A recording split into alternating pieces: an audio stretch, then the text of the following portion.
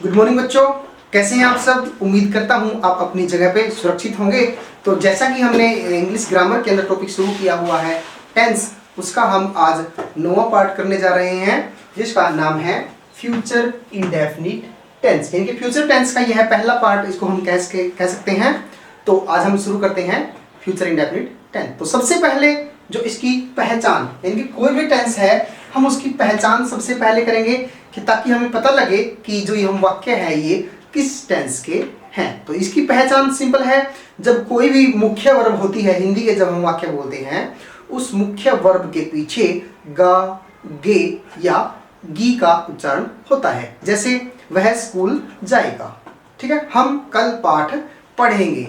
इस प्रकार जो मुख्य वर्ब है, जैसे जाना है, जाऊंगा या जाएंगी, या पढ़ना या पढ़ूंगा या पढ़ेंगी, तो इस प्रकार जो मुख्य वर्ब है उसके पीछे गा, गे या गी, ये इसकी पहचान है। ठीक है, उसके बाद हम कर लेते हैं कि इसकी हेल्पिंग वर्ब क्या है। जैसा हमने पिछले टेंसों में किया है, प्रेजेंट में किया है, पास्ट में किया है, हर टेंस के अंदर कोई ना कोई हेल्पिंग वर्ब होती है। तो इस वाक्य यानी इस टेंस के अंदर भी इसकी जो हेल्पिंग वर्ब है वो मुख्य दो वर्ब है। कौन कौन सी है? पहला है सेल और दूसरा है विल। क्लियर है?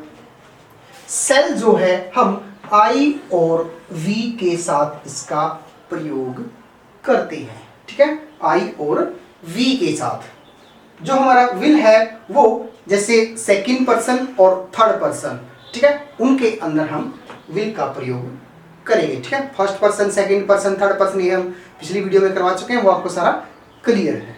ओके, नेक्स्ट करते हैं इसकी जो मुख्य वर्ब है, यानी कि मुख्य वर्ब क्या लगती है। आपको कहीं भी सेल या विल अगर वाक्य में दिखता है तो उसके बाद हम हमेशा वर्ब की फर्स्ट फॉर्म का प्रयोग करते हैं। तो इसकी जो मेन वर्ब है वह है वर्ब की पहली फॉर्म। अगर हम इसकी स्ट्रक्चर की बात करते हैं कि जो टेंस बनाने का जो फॉर्मेट है वो क्या है, सिंपल जो अफर्मेटिव सेंटेंस हम बनाते हैं उनके अंदर सबसे पहले कोई भी आप सेंटेंस बनाएं सिंपल, उसके अंदर सबसे पहले क्या लगाते हैं हम? सब्जेक्ट। तो इसके अंदर भी सबसे पहले क्या लगता है?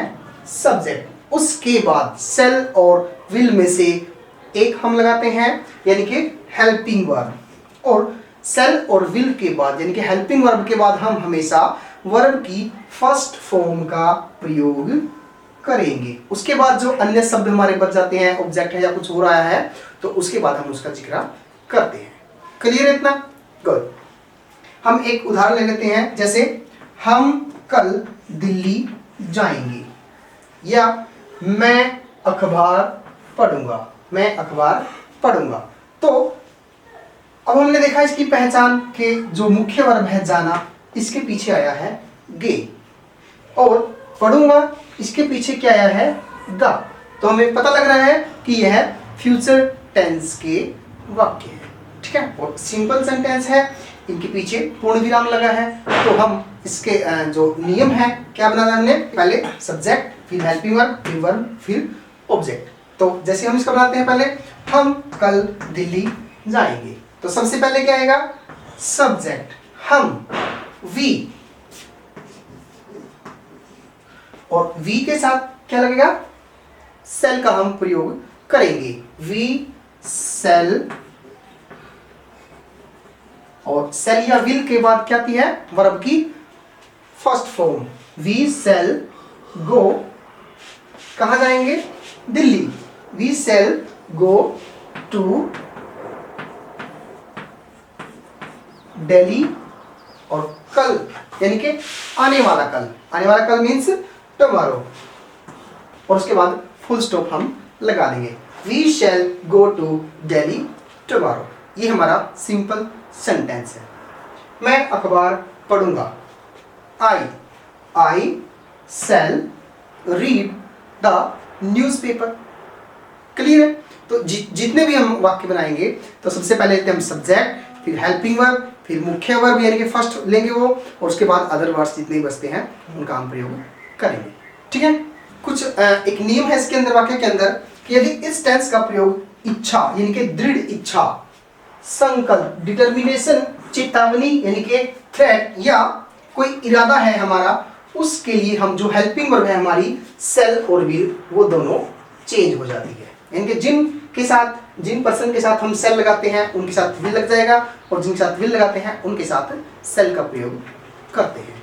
जैसे हम एक वाक्य लेते हैं यहाँ पे, जैसे I will try again and again.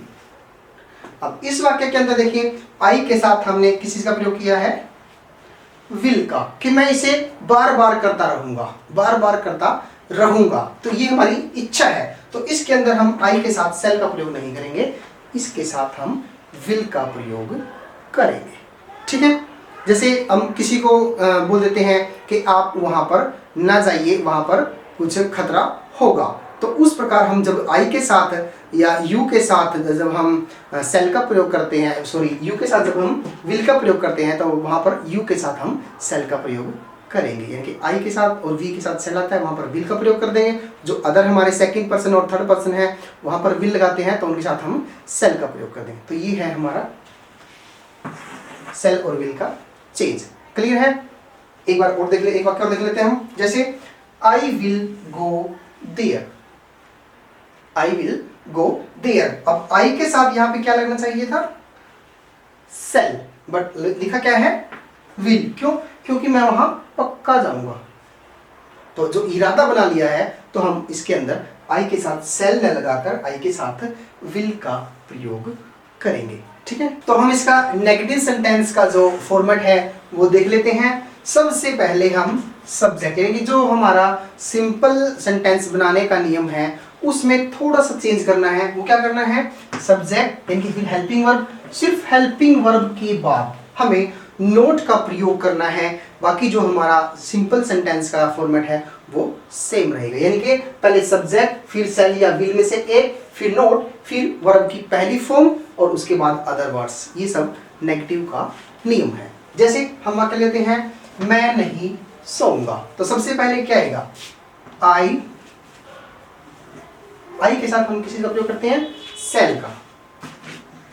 I cell note sleep, और उसके बाद हम फुल स्टॉप का प्रयोग करेंगे, यानी कि सिर्फ हमें सेल और विल के बाद नोट का प्रयोग करना, हमारा नेगेटिव सेंटेंस बन जाएगा। उसके बाद इंटेरोगेटिव सेंटेंस, यानी कि प्रश्नवाचक वाक्य।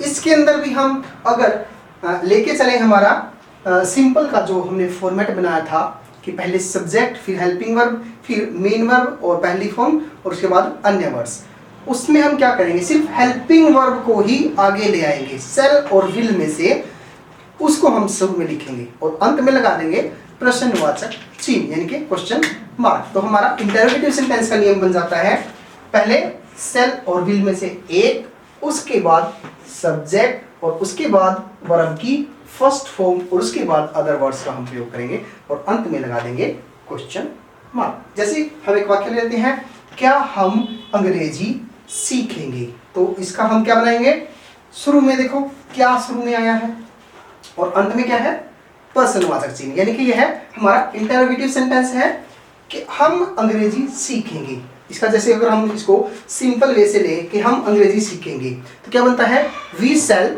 Learn English. और इसके अंदर क्या हम, तो सेल या विल को हम आगे ले आते हैं और हमारा सेंटेंस कंप्लीट हो जाएगा। शैल वी लर्न इंग्लिश और अंत में लगा देंगे हम क्वेश्चन मार्क। हमारा इंटरोगेटिव सेंटेंस का नियम कंप्लीट। उसके बाद जो हमारा नियम है इंटरोगेटिव और नेगेटिव सेंटेंस, यानी कि नकारात्मक भी और प्रश्नवाचक भी। अगर हम हमारा नेगेटिव सेंटेंस का जो नियम है इसको देखें, जो ये नेगेटिव सेंटेंस का नियम है, इसमें हमें थोड़ा चेंज करना पड़ेगा। वो हमारा इंटरोगेटिव नेगेटिव सेंटेंस का नियम बन जाएगा।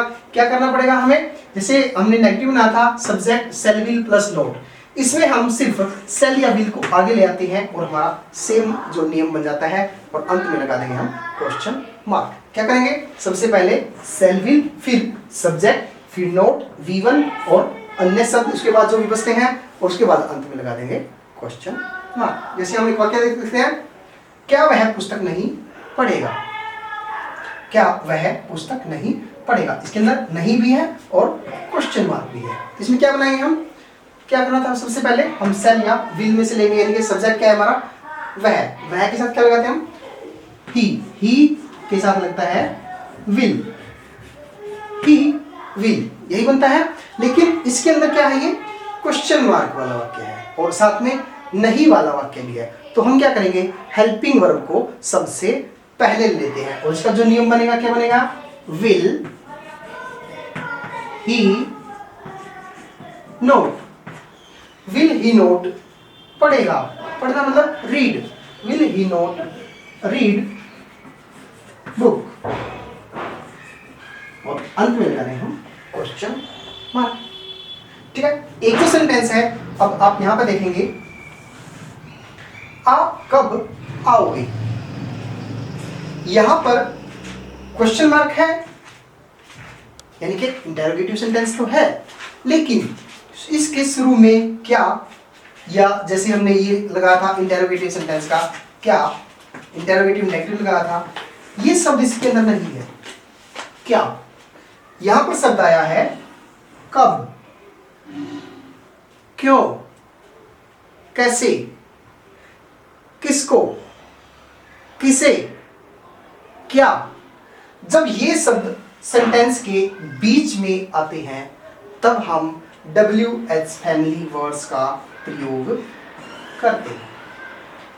WH फैमिली की हमने एक वीडियो बनाई है, आप चाहो तो वो भी देख सकते हैं, उसमें पूरी डिटेल बताई हुई है। अब यहाँ पर करते हैं हम, आप कब आओगे, क्वेश्चन मार्क वाला है और WH फैमिली से इसमें कब, कब का मतलब होता है when। तो हम क्या करेंगे, शुरू में लेंगे हम WH फैमिली का जो वर्ड है when, उसके बाद हेल्पिंग वर्ब, और हेल्पिंग वर्ब क्या है, आप मतलब you, और you के साथ क्या लगाते हैं हम, will, when will you, और उसके बाद कम और क्वेश्चन मार्क। तो आप यहाँ पर कोई भी शब्द लगाए, अगर आप क्यों आओगे तो हम लगा देंगे why will you come।